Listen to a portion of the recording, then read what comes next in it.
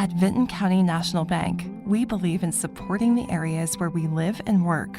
Now, we'd like to honor those who also serve our communities. Our new Community Champions account is especially for first responders, veterans, active military, and anyone employed in the fields of healthcare or education. This account offers rewards, discounts, and other benefits to those who give so much to others. Vinton County National Bank, rewarding those who serve. Would you like to work closer to home, save money on gas, and be rewarded for your hard work and attendance? Then Bellisio Foods is looking for you. That's right, Bellisio Foods is now hiring for multiple positions and shifts with great employee benefits, an on-site health clinic, competitive wages, and advancement opportunities. Bellisio Foods is a company that truly values their employees. Apply online at belisiofoods.com/careers.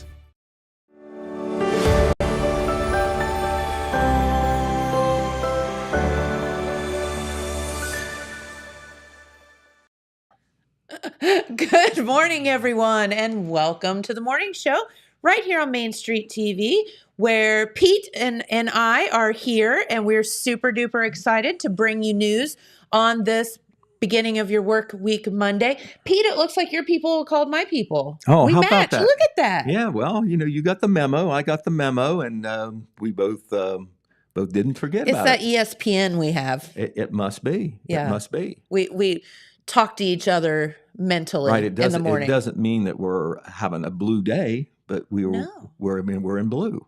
We are. We're not trying to send any message. That's right. Well, you have to wear your red shirt on Fridays. Yes, I do. So- Yes, I do. That's tradition. Back to blue it is on Monday. Back to blue on Monday.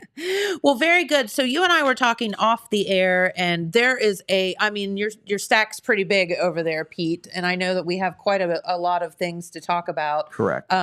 So I guess we should get right to it, and always look forward to talking with you on a Monday after the weekend, find out what's going on. Right.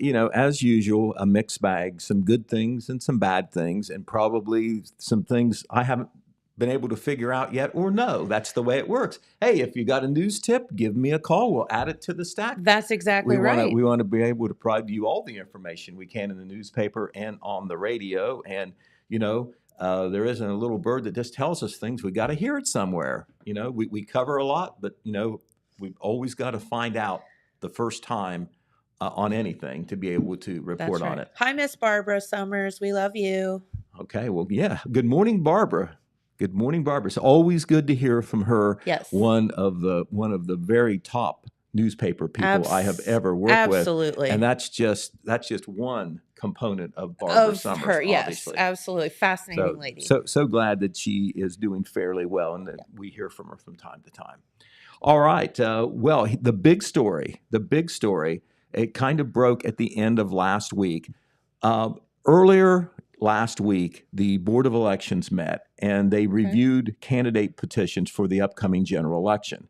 And we're talking about, this is a so-called off year. I always thought that's a little bit of a joke because that's really when you have most of the local candidates running. On the off year. On the off year. That doesn't make a lot of sense. When they say off year, because, there's not governor, there's not president, there's not United States senator, there's not congressman, all those things that happen in even-numbered years. Yeah. But in the off-numbered years, that's where you have a lot of local offices on the ballot. Sure. Now, a lot of the municipal offices in the cities of Jackson and Wellston, not completely determined, but a lot of those were determined in the primary because they're partisan offices. You have Republicans and Democrats running. More candidates can jump in later as independent or write-ins, but a lot of the script is written earlier in the year. However, for the offices of Village, which would mean Oak Hill and Colton in Jackson, McArthur, Zaleski, Wilkesville, and Hamden in Vinton County, the school boards, all 4 local school boards that we cover in Jackson and Vinton counties, all those townships, there is a trustee and a fiscal officer on the ballot this year. And those are very important positions. Right, on the township level, you better believe they are. it. Very, very important to the folks at that level. There's 3 trustees and 1 fiscal officer, and it's staggered in 1 year, and this is the year that one trustee and the fiscal officer runs. 2 years from now, the other 2 trustee positions will be on the ballot. They're 4-year terms. So what I'm leading into is that last week, I believe it was on Tuesday, the Board of Elections met and reviewed the petitions. And, they checked them to see if they're accurate and if there are enough valid signatures for, these candidates to have their candidacies validated so they can go on the ballot. I've never had this in all the years that, I've covered the news here in Jackson County. It's not unusual for a candidacy to be invalidated here and there. Yeah, we've had that often. What we have as a result of the review that took place about a week ago, 13 local candidates in Jackson County had their petitions invalidated. 11 others are listed as pending. What? Meaning, yeah, that's what I said. 13 candidates have had their petitions invalidated. The Board of Elections, what this means is that the petitions did not pass muster, and therefore their names will not go on the ballot. And, we're talking about in some cases, incumbent candidates who are serving now who were running for re-election. Oh my gosh. So you got a lot of well-known names out there, who are not going to be able to serve after this year, at least as things stand now. There are 11 others that are listed as pending, meaning that a final decision has not been made. Well, what would be the reason that petitions would be invalidated? Okay, I had a discussion with Elections Director Margaret Casey late last week, and I can't give you the specific reason on each petition. On each particular candidate, Yes, on the 13 candidates who were invalidated. But the two basic reasons were a petition was either was not completed, or it was not completed properly. So there was something wrong on it, or it wasn't completely filled out. Okay. Those two basic things. Normally, when there is an invalidation, it's because maybe, you have to get, let's say, 50 signatures of registered voters. They review and they find out that some of those people who signed your petition were not registered voters in Jackson County. Or they either were not registered, or they're not from Jackson County, or their registration was not considered current. And, if you have if you get 55 signatures and 8 signatures aren't good, you got 47 and you need 50, well, your petition gets thrown out. So that was not the reason for any of them, is what I was told. It was because the petitions were not completed, were not completely completed, or were completed improperly. Okay. All right. So that's 13 candidates. 11 others are in a pending category, where in some cases, at least, they're seeking some guidance from the county prosecutor. So let me ask you this. I mean, is there a chance to go back and fix these, or is it too late? Or as far as the Board of Elections goes, I asked Margaret Casey this too. This is a decision that the board has made based on what they saw on the petitions. Okay. I don't think that there is an appeal process at that level. Now, I do know anecdotally, not directly, but I've heard it a couple of times now from reliable sources from somebody who has talked to candidates who had their petitions invalidated, that they feel they were given the wrong form. And so they feel that wasn't their fault. Then again, Margaret Casey told me she didn't directly answer me about the wrong forms, but she said even if they got the wrong forms, if they weren't filled out correctly, they're still not good. Wow, this is a mess, Pete. Yeah, it is. But let's go over some of those names there. Yeah. Okay, in the Village of Colton, council candidate Michelle Meacham, she is not currently on council. Her candidacy was invalidated. Her petition was invalidated. Here's a biggie. In the Village of Oak Hill, incumbent Mayor Paul McNeil, he had his petition invalidated. Now, the person who was running against him, Tara Cooper, her petition is considered in the pending category. Now, if somehow the Board of Elections would ultimately determine, after they make a final decision on Tara, that she can't run, there's nobody running for Oak Hill Mayor because there were only 2 candidates.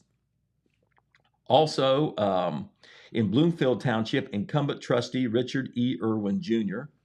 has had his candidacy invalidated. In Cole Township, challenger trustee candidate Timothy Wheatley has had his candidacy invalidated. In Franklin Township, incumbent Okay, and nobody in Franklin Township had their candidacy invalidated. Nobody in Hamilton Township. In Jackson Township, no problems. In Jefferson Township, no problems. In Liberty Township, no problems. In Lick Township, here's one. Incumbent Kathy J. Greer, she is a trustee, Okay. and Claudia McGinnis has both had their candidacies invalidated. Oh. They were listed as running for trustee. Now, I was told by somebody speaking for Claudia, I didn't hear from Claudia, that she is the fiscal officer, not the trustee, but she was listed on the Board of Elections website as a trustee candidate. Okay. So we'll have to get that one sorted out. However, Check with her her on that. petition was invalidated, as was Kathy Greer's. Oh, my.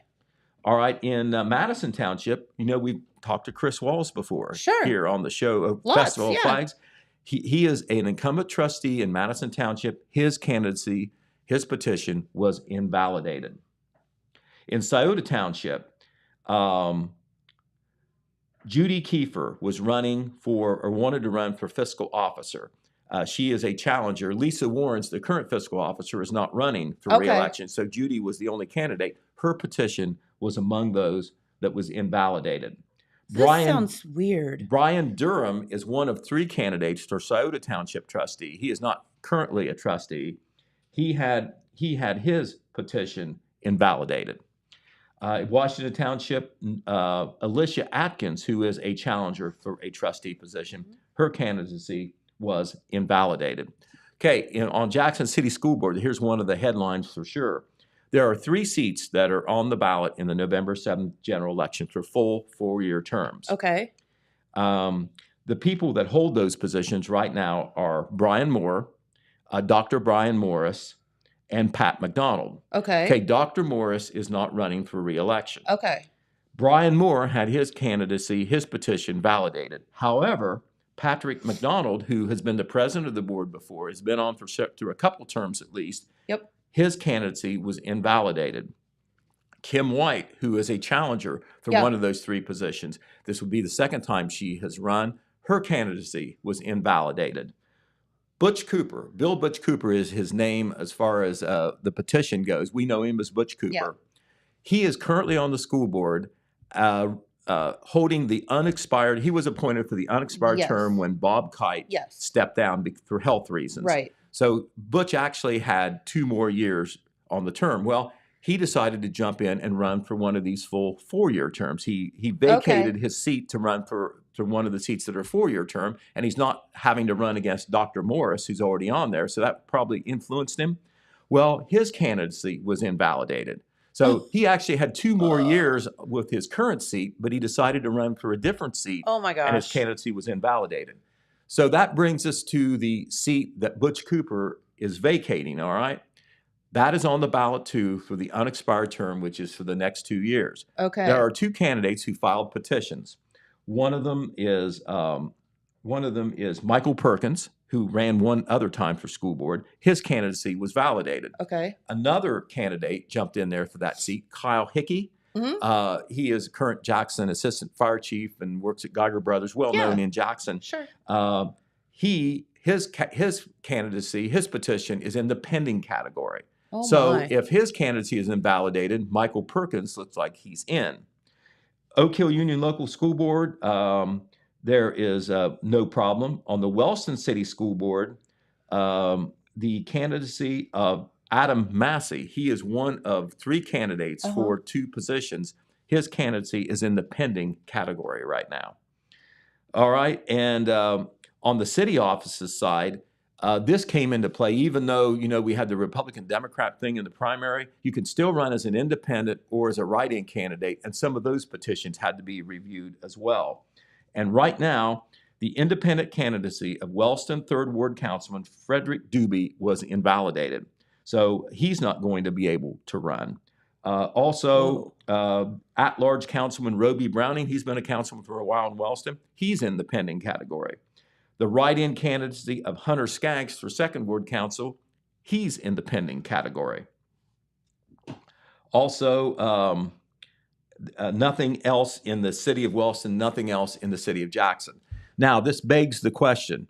there's still a period where you can file as a write-in candidate. You know, your name wouldn't be on the ballot. So, can these candidates, if this holds, Sure. if they're invalidated and the pending people are invalidated, can these people run as write-in candidates? And the answer is no. Oh. Because when you have a candidacy or a petition invalidated in that election cycle, you cannot run as an independent or a write-in, or you cannot put yourself back in. Oh. Yeah, even as a write-in. So those people, unless something happens that I can't predict right now, they're out of luck. For those people who were invalidated, and also those people who were pending, who turn out to be invalidated. Maybe all 11 of them will be approved. Maybe all 11 will be invalidated. We'll have to see. This sounds really this is odd, Pete. Yeah, I mean, there's a lot there's of something going on. There's here. a lot of answers, that we'll have to get, and I'll tell you when those answers might come. 4 p.m. today, the Board of Elections is meeting again for a special meeting, and Margaret Casey, in my discussion with her when I verified some of this information and asked some questions, she said that one of the main reasons for the meeting is to act on the pending candidacies, the pending petitions. And there's 11 of them, remember. Oof. Some of them, if not all of them, there was a legal question involved, and they're getting guidance from the prosecutor, from the prosecutor's office on this. So we may know about the other 11 today. There is a window, I'm not sure how long it is, but it's no longer than 2 weeks. That's when final decisions have to be made so they can get the ballots ready for the November 7th general election. But what you're saying is those 13 folks are out of business. According to the Board of Elections, as things stand now, I say, I do know that in at least 2 instances, candidates for the Jackson City School Board say they were given the wrong form. And from an arguing standpoint, if you were given the wrong form, can you say, well, that ought to be thrown out automatically? They gave me the wrong form.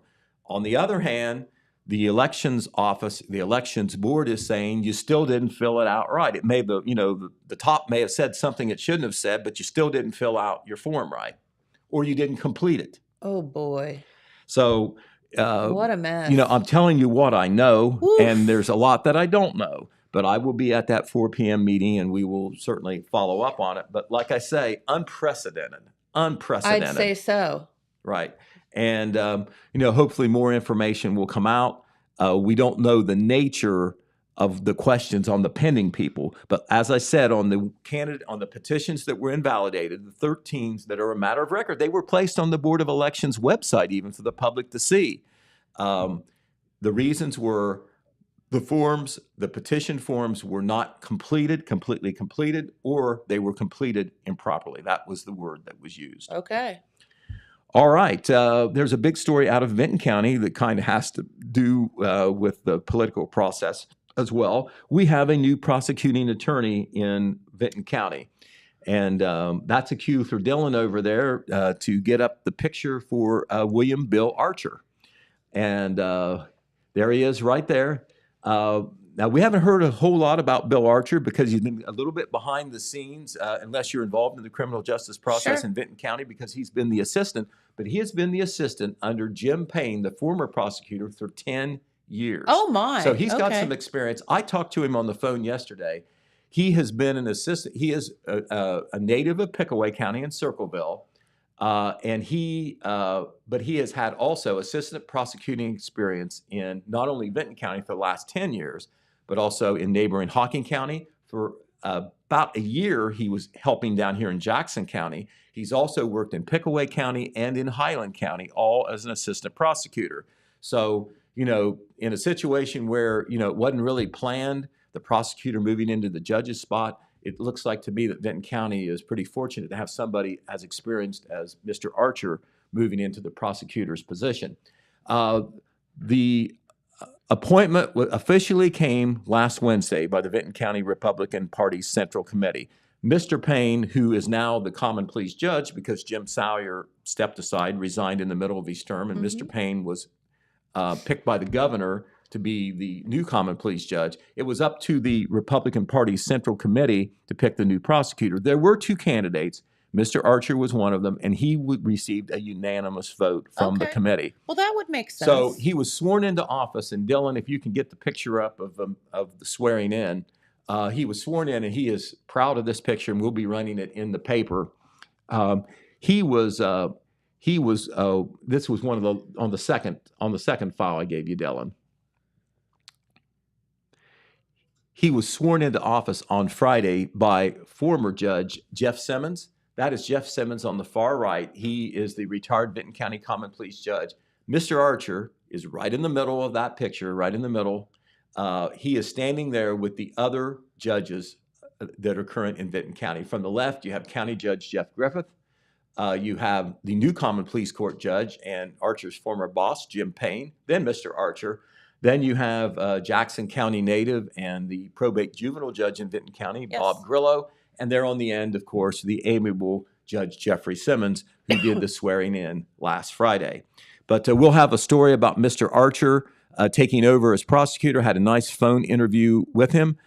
He feels that he has worked very well with the people in the criminal justice system and also throughout the courthouse.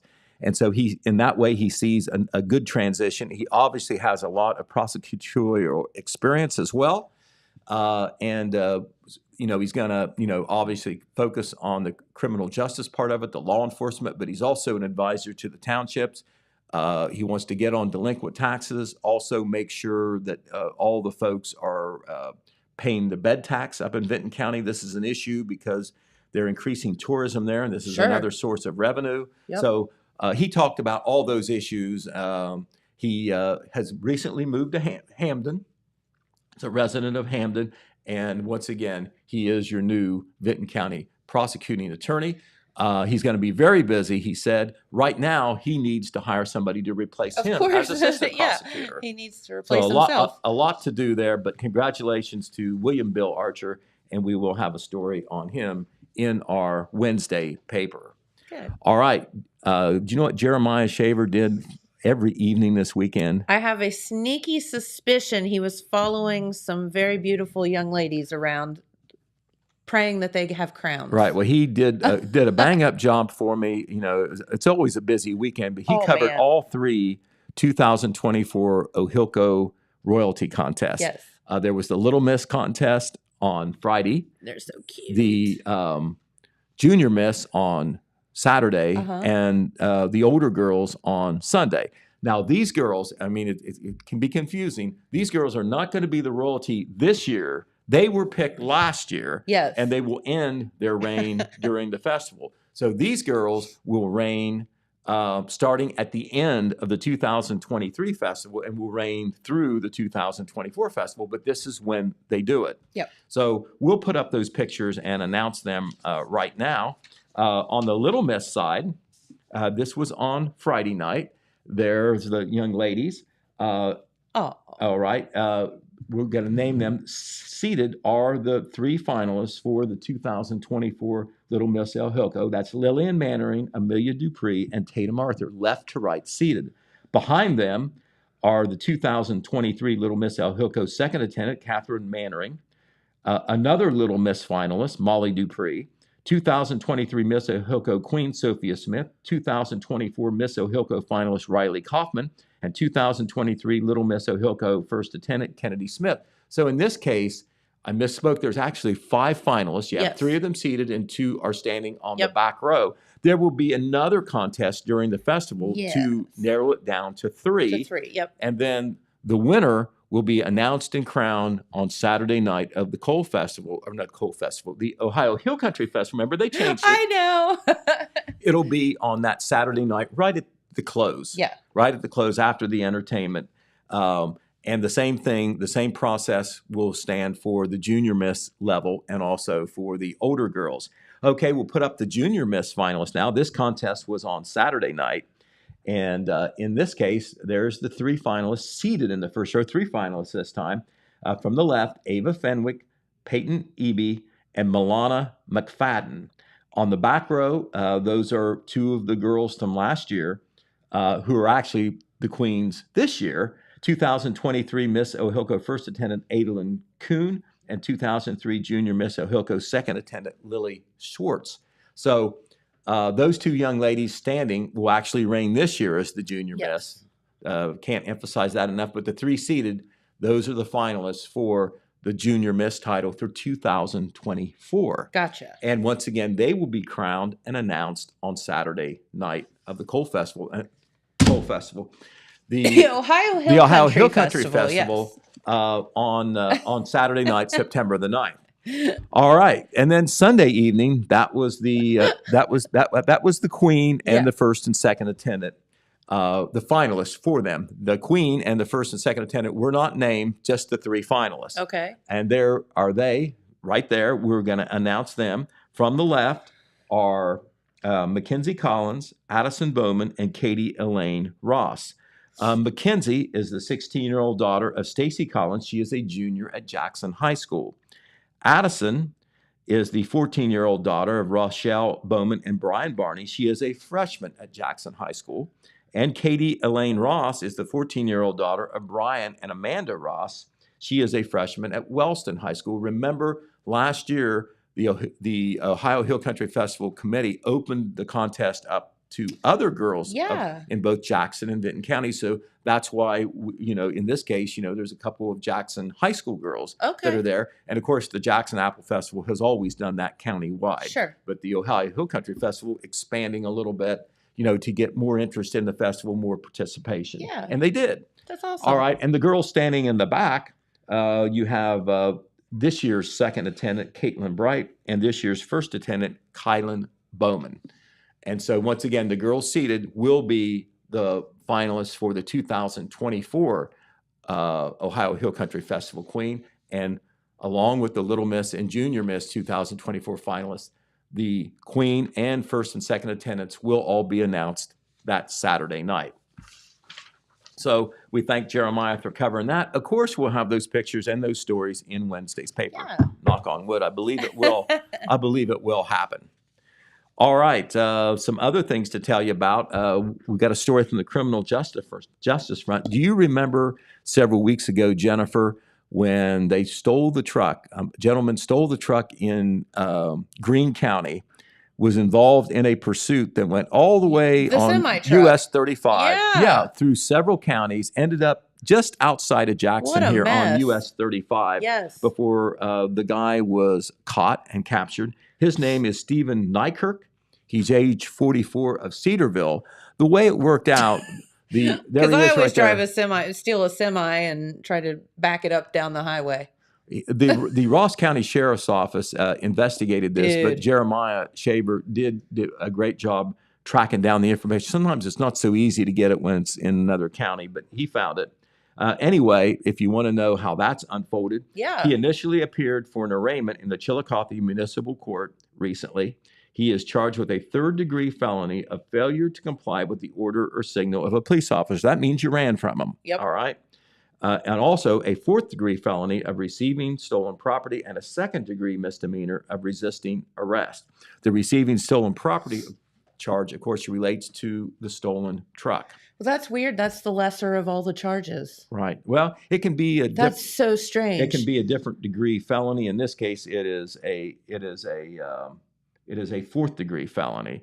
That case is proceeding now in the Ross County Common Pleas Court because it's kicked up to the higher court. Yep. We'll try to follow that as well.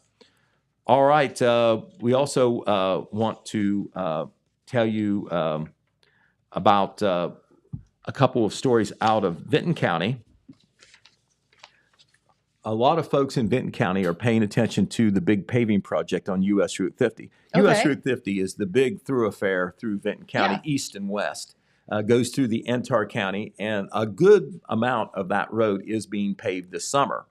And Red Thompson Jr. was up there on Thursday when they were doing some paving, and we put up a couple pictures for you. But obviously, this was through the county seat of McArthur. Nice.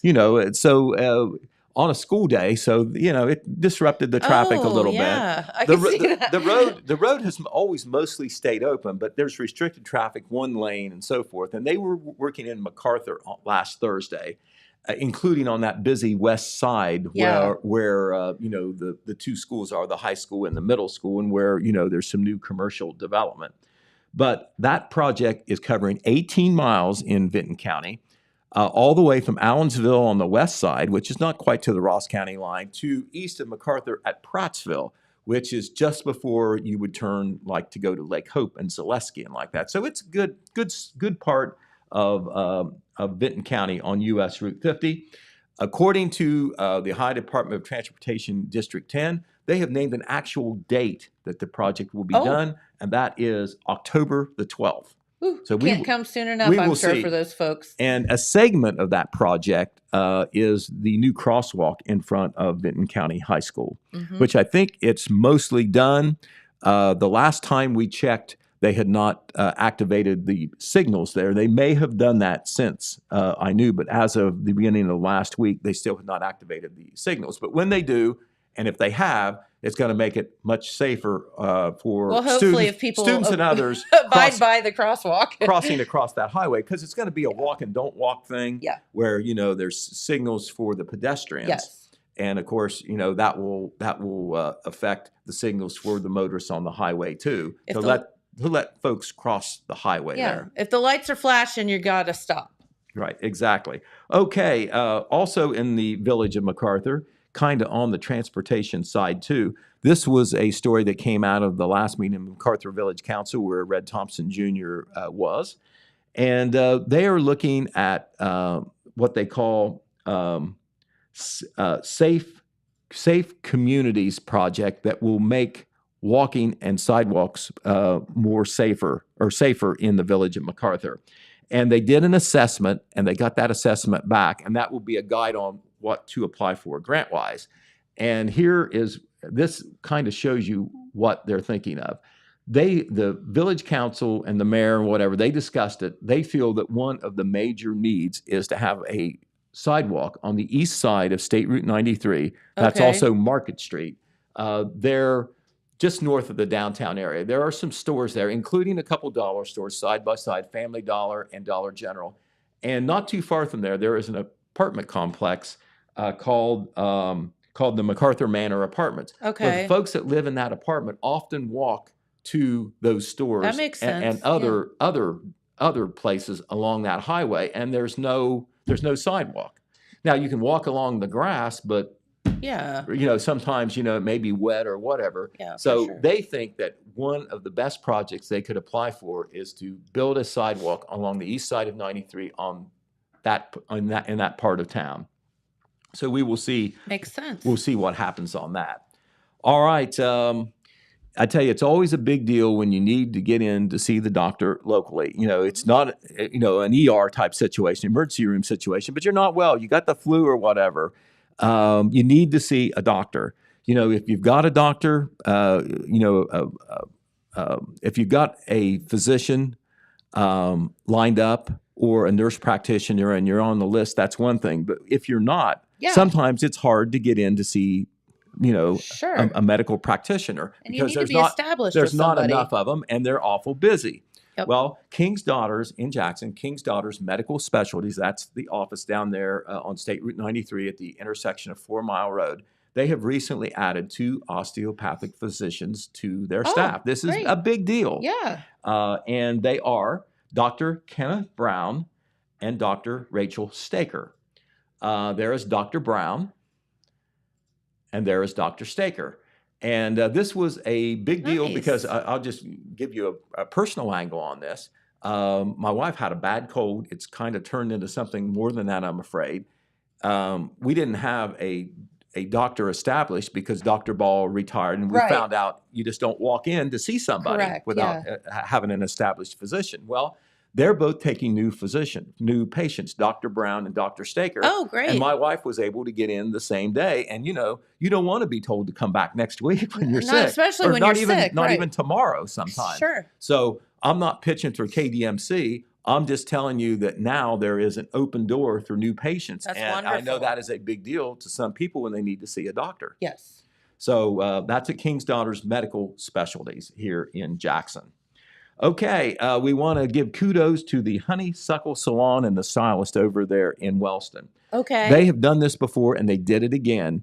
on August the 15th, which was 8 days before the start of school in Wellston. Wellston starts Wednesday. The other school started last week. Yep. And I suppose you didn't have to be from Wellston, but it is in Wellston, Honeysuckle Salon. They did back to school free haircuts. I love that. That is a big deal, you know, It on a is. business day to do free services like that. But it was a great service, good PR as well. And the three stylists who donated their time were Kate Smith, Tony Kemp, and Taylor Wise. I believe we have a picture there, Dylan, if you can get her up there for us. Honeysuckle Salon. Anyway, they gave free back to school haircuts, and guess how many students they served in a single day? Oh gosh, I wouldn't even have an idea. 160. Oh, I was gonna guess like 30. No, I know. Oh my gosh. 160. And they had some support from the community. Hebrew's Coffee Shop and Bakery provided 3 coffee for everybody. Subway of Wellston and Rocket Dairy Corner provided the stylists with free lunch. Aww. The Wellston Church of God donated cookies. Lorna Morris and Jamie McInnes came by and helped with phones, sweeping hair, and keeping the salon in order so they could keep that going. Yeah. The assembly line of haircuts there. So good. All right. Well, we will move on. And the Limerick Grange Bean Dinner was held last Saturday. Yes. I always try to find a way to go to that because I enjoy it. Those folks are great. Yes. I had some other things to do, and I was on the back end of the service, but I got out there just before 2 o'clock. It usually goes to 3. They were out of white beans, even though they had 50 pounds of white beans to cook. They had brown beans, and so I got some brown beans. Hey, that's all right. There is the chief cooker out there, Mr. John Wood. John Wood has done it for 15 years. Okay, he's the main bean. He's one of the main bean cookers. Put it that way. He's done it for 15 years. But you know how long the Limerick Grange has been doing bean dinners? A long 125 time. Yep. years. And some of the folks are just, you know, they're out there every year doing that, and it's just a great community gathering. There is the building, kind of looks like a township house or an old church or whatever, old schoolhouse, an old maybe. clapboard building. But that building goes back well more than 100 years. I can remember Originally, being there. It was the sons of the Civil War veterans were at that position. Later on, the Limerick Grange came along and took it. But I got out there and asked for 2 servings of beans to go. I didn't bring, you know, any container with me, which you're supposed to. And they got this huge old Folgers coffee container that was empty. I mean, not the usual size, but the huge size. And so I got 2 servings. I'm sure I've got beans for the rest of the year. And those cost me a grand total of $4. Oh, gosh. And then I got 2 pieces of pie for $2 each. Now, where are you going to find a piece of homemade pie for $2? Deal of the century. Right, exactly. So, and those people are so nice out there as well. But I'm guessing that it has to be one of, if not the oldest continuous community service social event I would say so. in the county. Yep. If there's one longer than that, tell me about it. Yep. But anyway, congratulations to all the folks there at the Limerick Grange. Also, on the entertainment side, last Thursday, we had another edition of the Homegrown Happy Hour, and Myron Hart was the performer. There's Myron right there. James Hamilton was there, of course. Dylan Euler was there. I was not there, but I heard once again, very successful concert. Very good. You've got to get there early if you want to get a seat. That's right. I mean, it's that way at Rowdy's all the time anyway, Yep. but then especially on Homegrown Happy Hour night. But once again, a different entertainer each Thursday through that live show at 7 p.m. It's on 2 different radio stations live as well, one here in Jackson and one in Athens. And they play music usually after the 1 hour show. You know, after 8 p.m. they still usually play more. Yeah. Ben Davis Jr. is the host every week. Yep. Does a great job He orchestrating the whole thing. And behind the scenes, Rodney Porterhouse Tomlin. It's his brainchild, and he just does a great job. And I know James and Dylan are there supporting the effort with what they do each week as well. That's right. So once again, that's every Thursday. There'll be another one this coming Thursday. There'll be another one this coming Thursday from 7 to 8 p.m. as well. And they will continue through Thursday, September 14th. That's the week right before the Apple Festival. Okay, also at the Marquet Cultural Arts Center, New Frontiers performed last Yeah. Saturday. Now, I didn't get to go to that concert. I was busy, but there they are performing. Red Thompson Jr. stopped by. He heard it was a country band, but of course he found out that it wasn't. They are a Journey tribute band. And as you can see, they look the part, they sound the part. Doesn't And, matter. Red likes all music, so. So anyway, he did enjoy it. Good. He always does. He enjoys his music. We thank him for stopping by. So, a lot of entertainment that, you can get here in little old Jackson and Vinton counties if you don't have to look very hard for it. Okay, we want to make a pitch to the Hamden Fire Department. They are one of the fire departments in Jackson and Vinton counties, and they're not the only one who not only fight fires, but they do a lot of good community service things. The Hamden Fire Department is one of the leading, maybe the leading community service organization in Hamden. Mhm. They do a lot of nice events to support the community as well as raising money for their own needs.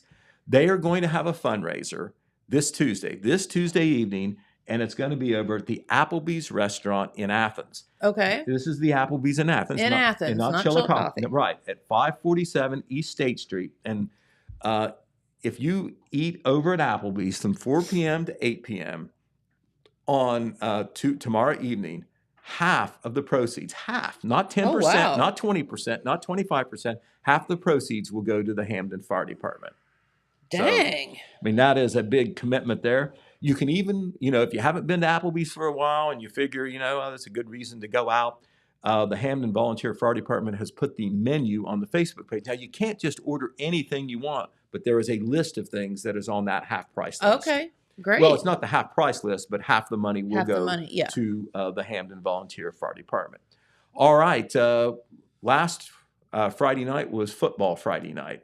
It's a big deal in both Jackson and Vinton counties, and we had 3 different ball games going on because one of the ball games involved 2 of our local teams. So we had 3 games instead of 4.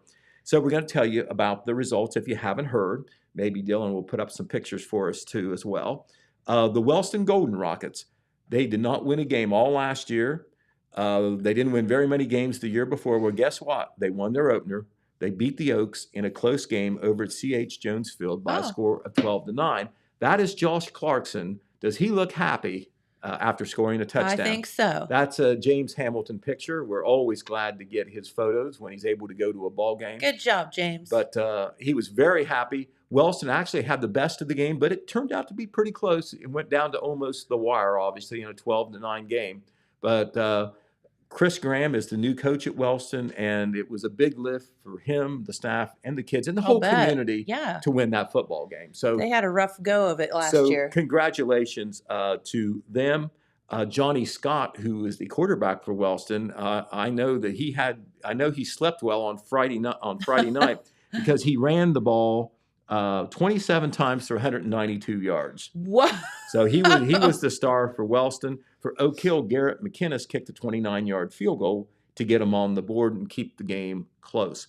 Now, all 3 of those games that we covered, and I'll get to the other 2 in just a minute, all 3 of those games where we had reporters on the scene to cover them live and also photos, all 3 of them were online that night.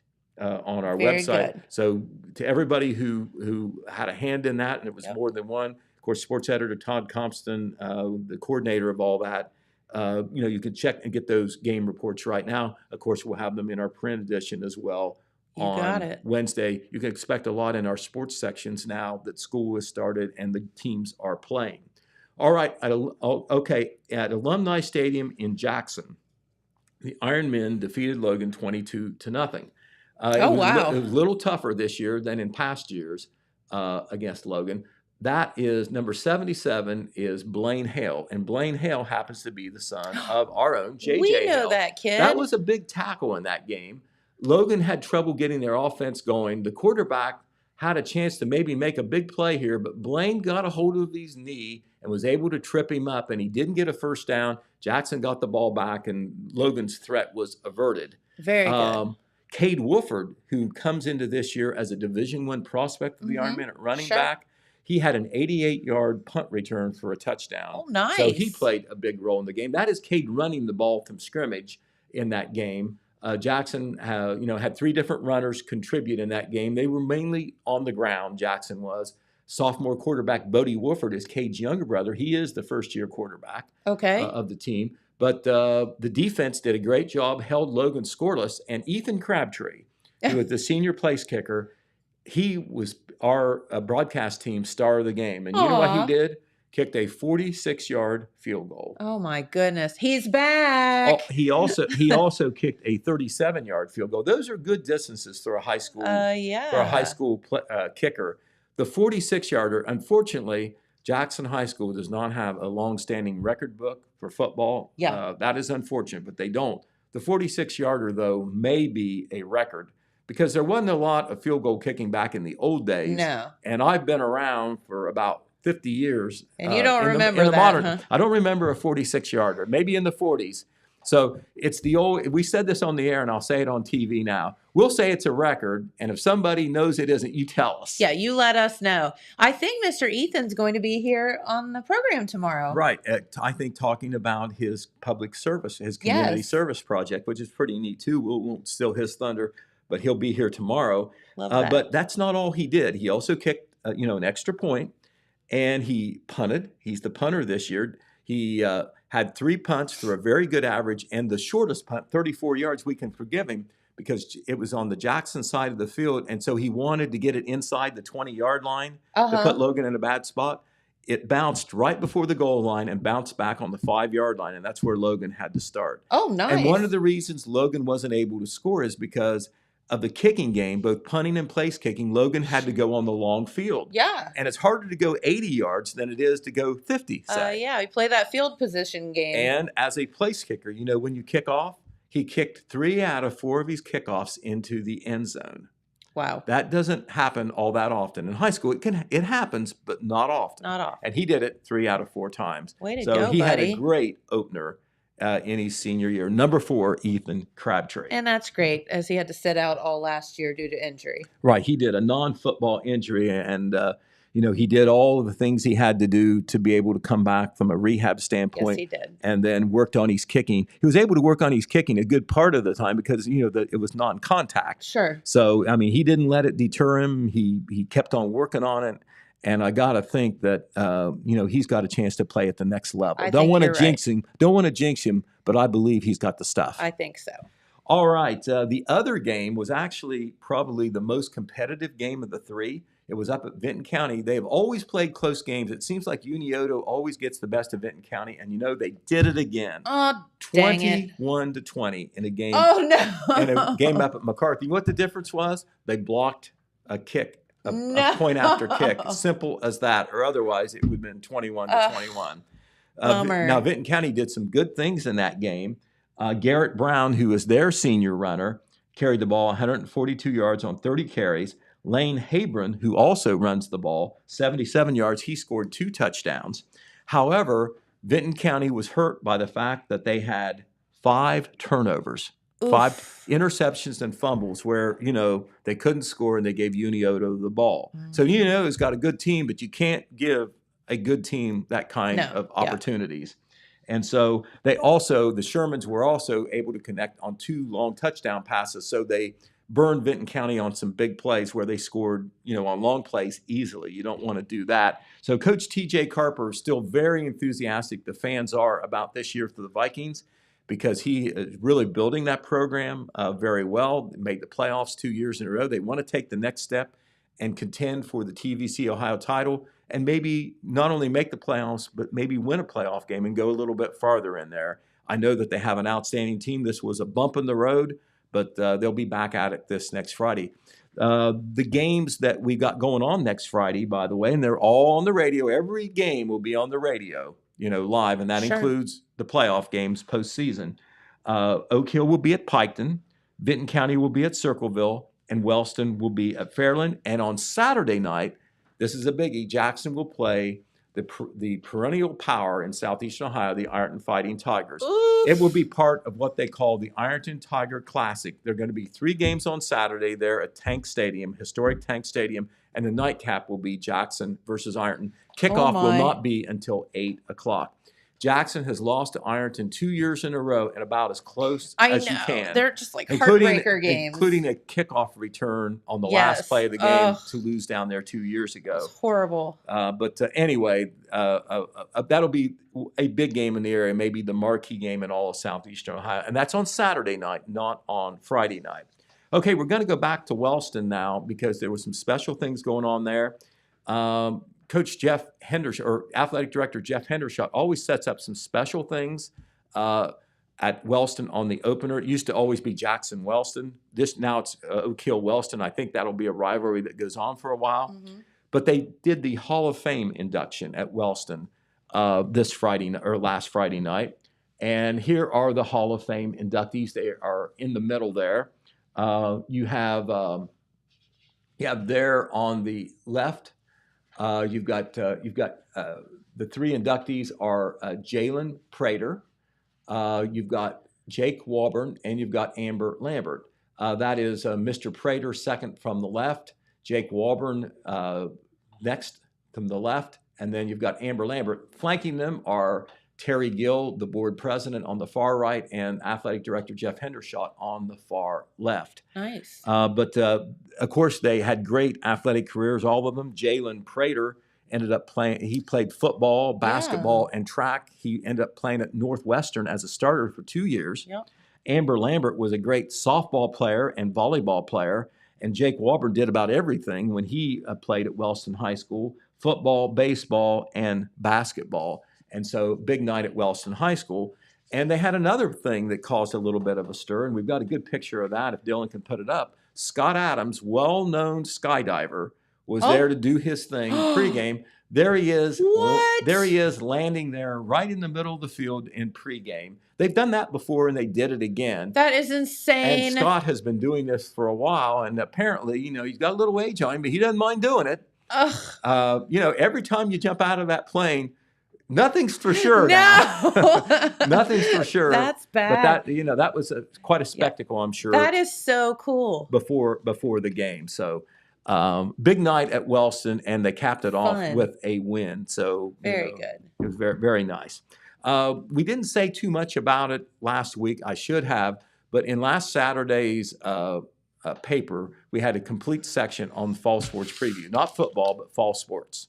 Is that the football one? This is a football one. Right. Well, we had something like this. We had one just like that. Yeah. It was a whole section, the second section, the B section, and it was on fall sports. The one that you're holding up there was Wednesday football. Right. Yep. And so if you want to know, preview information on these fall sports teams and or pictures, we have them in last Saturday's edition. You can still pick it up. Love it.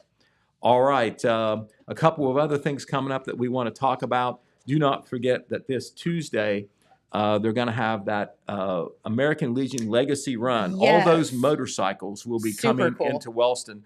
American Legion people starting in Kokomo, Indiana, going all the way to Charlotte, North Carolina, I think.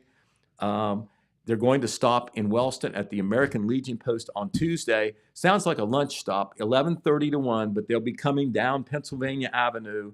All those motorcycles. Don't know how many there are. It's going to be a spectacle. But it's going to be a lot. And, of course, they'll have the patriotic decorations and all. We'll be there to cover it. But once again, if you want to go out and see it, they'll be coming into town approximately 11:30 a.m. on Tuesday. That is the American Legion Legacy Run. Love that. All right. Start of school in Wellston. Everybody started except Wellston. Wellston will be starting on Wednesday, the 23rd. Yes. Intermediate school open house is tonight from 5 p.m. to 6 p.m. for third grade students, and then fourth and fifth grade students from 5:30 to 6. Bundy Elementary, which is for preschool through grade 2, they're going to have open houses Wednesday, Thursday, and Tuesday, depending on whether you're a kindergarten student, preschool. It's staggered when they are. You need to call for an appointment if you're the parent of a or guardian of a kindergarten student. Same way for preschool. On first or second grade, you just show up with your child. It'll be on Tuesday from 5 p.m. to 6:30 p.m. at Bundy Elementary School. Just give the school a call if you want to know when your time is to be there. But once again, school starts on Wednesday. Jackson, Oak Hill and Vinton County started last Wednesday. They're already rolling. Tonight, if you want to have input into this year's Farm City Field Day, I know that the Jackson County Farmers Club would not mind you showing up. They meet on the third Monday of each month out at the Extension Yeah. office. Cool. And the purpose of tonight's meeting will be to plan Farm City Field Day, always held about the second week of September on some local farm or agricultural rural location. Yes. This year, it's going to be very interesting, especially for the folks who've never been there, but it's going to be in Henderson's Arena. Oh, cool. Out there in Scioto Township. I know Yeah. you've been out there, Yeah. being the horsey girl that you are. But it's going to be, the meeting tonight is from 6:30 to 8 at the Jackson County Extension office. They're going to plan Farm City Field Day. If you want to attend, call Josh Winters out there at the Extension office at 740-688-5029, or the landline number is 286-5044. The reason to call is they like to know who's coming because they do serve a light meal ahead of time, and that helps them to plan. makes You don't have to sense. eat, though, but that option is there for you. Yeah. Just let them know. All right, exactly. Also, on Wednesday, the Jackson City Visitors and Convention Commission will meet. That will be down at the Jackson City Council chambers at 9 a.m. Applications for funding assistance, if you're still interested in that, has to be turned in by the end of the day at the city building, the mayor's office there in the Memorial Building. Even though it's late in the year, there's still some funding available, and there are some applications that have not been acted on. They can't give everybody as much money as they want. They can't, they have to make decisions on how much money to give the requests and what requests to fund, but it's still not too late to get in on this year's funding cycle, apparently. So once again, today is the last day, though, to fill out an application and then Okay. show up at the meeting on Wednesday and make your pitch in person. Makes sense. Okay, one other meeting that we want to tell you about in Wellston that is important. We know how instrumental the Wellston Main Street Group has been in what's going on Crazy. in Wellston. Their main mission is to promote, rebuild, and support activity in the historic section of downtown Wellston. Sure. There is no Main Street in Wellston, but it's figuratively speaking, Yes, it's the main business district that downtown they're area. interested because of a lot of small town, old downtown districts. A lot of people, a lot of businesses pulled out onto the highway or whatever. Yeah. And so their mission for the last 6 or 7 years has been to encourage development in the downtown, to clean up the downtown, some of the old buildings that were derelict or whatever. And they've made a lot of progress, but it's a relatively small group and they need more bodies. They have called a meeting for Wednesday, August 30th. That it would be a week from next Wednesday. It's going to be at 6 p.m. in the Rusted Barns Reception Hall there at 4 East Broadway Street. Okay. Tina Stroud, Yeah. who is the owner-proprietor of the Rusted Barns, she is the president or chair of Main Street right now. Yep. And she's making no bones about it. This meeting is about the future of the organization. They need new people to participate. They need new leaders to serve on the board. The meeting is open to the public. You don't necessarily have to participate or jump on the board to go to the meeting, but if you're an interested citizen and you care, you can certainly attend. Membership is not required. You don't have to be a member of Main Street to attend this meeting. You don't have to agree to do anything. But, if you're interested, that counts for something. This meeting, according to Tina, is critical to the future of Main Street. The group needs more volunteers and board members to be able to continue. Now, Okay. think about it. Makes sense. Not only what they do, their main core mission, we know how important that is, but they also are the group that has organized the 4th of July celebration of our nation event in conjunction with the 4th of July, and also the Christmas Treats on Wellston Streets events that is in early December. Their Yes. Christmas celebration. It's Main Street that does that. Yes. They may get some help It's a from huge other event. people in the community, other groups, the city, etc. But it's Main Street that makes that happen. And so this is, this will be in the paper. I'm telling you about it. We'll have it on the radio. But, if you are glad what Main Street is doing and you think it's important, or you just like the events that they do, Yeah. the time has come to step up because, a small group around a table can't keep doing it on their own. That's right. So that is, once again, on August the 30th at 6 p.m. at the Rusted Barn Reception Hall at 4 East Broadway Street. Okay, make plans to attend that. Exactly. And we will follow that as well, too. Very good. Well, Pete, you were definitely full of it today, weren't you? We were busy. Yeah, We were busy. I'd say so. And we'll keep following this Board of Elections, shall we say, debacle, if not necessarily to the Board of Elections, but election debacle with the candidates and all of that, and let people Right. know. There is, in some of these situations, if all this holds and plus some pending people are also ruled invalid, there's nobody running for some positions. I know. So, I know that begs the question, what would happen? I believe that at the nonpartisan level, appointments would have to be made by the boards, by the boards themselves. Okay. Because at the city level, we've seen it happen. When there's a city council opening or a mayor's opening or an auditor's opening, the political parties get involved because it's partisan. These are nonpartisan. So if a person isn't elected, it's got to be done by a board or by the executive of the board, which, in the villages would be the mayor. Oh, my goodness. So, certainly that meeting this afternoon will be important. We'll see what happens. As I said, there is certainly an element where I think there'll be some people who will be seeking some redress there. Wow. If what we hear about incorrect forms being handed out is true.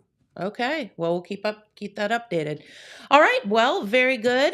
Tomorrow we will have a special guest here in the studio, which you talked about a little bit ago, Mr. Ethan Crabtree, talking about his kicks for coats and all of that fun stuff that he does along the way. Even though he was injured, he did that last year. He did it too. Yeah. He did it. You got it. That's right. So we'll be finding out more about that and how you can help with that organization. So, all right. Have a great day, everyone. Thank you, Pete, for hanging with us. You're very welcome. And thank you, Dylan, for hanging out with us. You're welcome. Okay. And we'll be right back here tomorrow. Thanks for watching. Bye-bye. This just in. The Telegram News has a new website. thetelegrammnews.com. Same dedicated coverage. Same trustworthy news with a brand new look. Covering Jackson and Benton counties and surrounding areas. Locally owned and operated, thetelegrammnews.com has its finger on the pulse of the community. Stay up to date on local events, high school sports, and breaking news. thetelegrammnews.com. Subscribe today at thetelegrammnews.com.